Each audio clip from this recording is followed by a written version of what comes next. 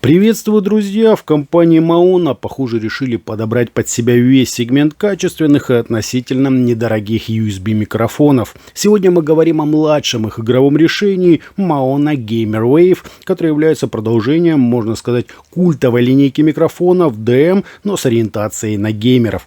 О нем сегодня и говорим. Собственно, поехали! В комплект нам положили инструкцию, пластиковый переходник под штатив на 5/8 дюйма и довольно длинный USB-кабель для подключения к компьютеру, смартфону или же планшету. Вся остальная конструкция идет, как говорится, в сборе. Здесь мы имеем утяжеленное металлом пластиковое основание, так называемый паук с регулировкой угла наклона, съемный экран-фильтр и непосредственно корпус самого микрофона. Видимо, в целях максимального удешевления конструкции здесь все из пластика. С задней части находится порт для подключения USB-кабеля, вся нижняя по факту является регулятором уровня, а сверху расположились две псевдокнопки. Для изменения подсветки и совмещенная с функцией шумоподавления клавиша временного отключения звука мод. Говорить тут надо исключительно в лицевую часть, это там, где горит маленький индикаторный диод и находится выход для наушников. Ну и поскольку микрофон игровой, все пространство под металлической сеточкой красиво так переливается разными цветами. Всю подсветку при необходимости можно, конечно же, отключить. При работе не совсем понятно, нажал ты кнопочку или нет, но тут сильно выручает светодиод. Если он горит красным, то звук в эфир не поступает. Если синим включен режим шумоподавления, ну а зеленый цвет — это стандартный уже режим работы. Знаю, многих из вас интересует возможность шумоподавления, но на деле она глотает начало и конец фраз, из-за чего пользоваться ей я бы лично не рекомендовал. Может, потом прошивками что-то поправят, но пока увы.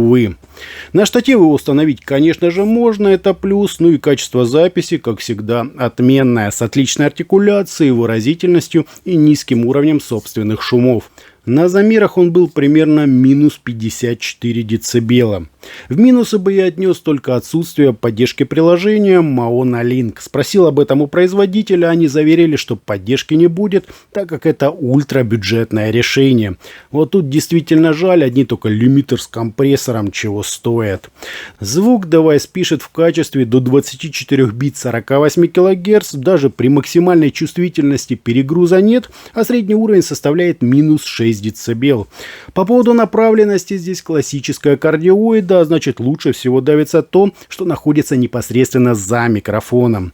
Сам же голос на записи мне показался ничуть не хуже, чем в DM30, так что есть реальная возможность сэкономить. Качества у меня никаких вопросов нет, пишет хорошо и чисто, главное настроить чувствительность. Пожалуй, это один из лучших недорогих USB микрофонов, что я только встречал. Ну а как микрофон записывает, вы слышите прямо сейчас, настраивать там особо нечего, так что все, как говорится, как есть. Итогом USB микрофон Maona Gamer Wave предлагает нам хотя и базовый уровень возможностей, но с 24-битной глубиной записи, функцией мут, регулировкой уровня и каким бы он ни был режимом шумоподавления. Да, последний не сказать, что пока сильно радует, но может доведут его до ума прошивками. По записи же реально классный микрофон с прекрасным уровнем передачи характера голоса и его оттенков. Как он пишет, слышите сами, записываю сразу на смартфон в режиме камеры. За его цену, на мой взгляд, это просто шикарно. А на этом у меня все. Это был USB микрофон Maona Gamer Wave. Всем добра, подписывайтесь, жмите лайк и присоединяйтесь ко мне во ВКонтакте и Телеграме. Всем, друзья, добра. Ну и кому любопытно, как это все записывает в режиме шумоподавления, сейчас немножечко вам поговорю. Maona Gamer Wave — это обзор микрофона. Мне не очень понравилось, как это все пишет, потому что вот какие-то обрывы все-таки тут есть. Поэтому я записываю исключительно в зеленом, то есть стандартном режиме. Может добавят, может отладят, но пока шумоподавление так себе. Всем, друзья, еще раз пока.